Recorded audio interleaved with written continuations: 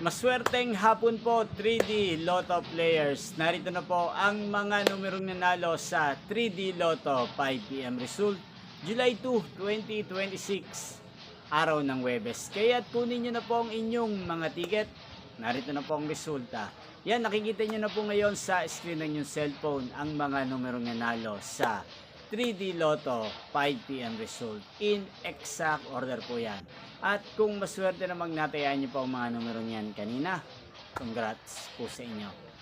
At narito naman po ang mga numerong nanalo sa 2D Lotto 5pm result. At ano nga ba ang magandang numero ngayong araw na to sa 3D Lotto? Para po sa akin, bet ko pong mga numero.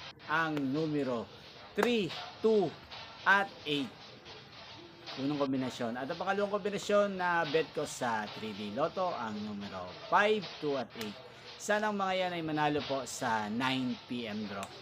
Yan, inyo pong napanood ang resulta ng 3D Lotto sa channel na to, Roderick Hernandez TV.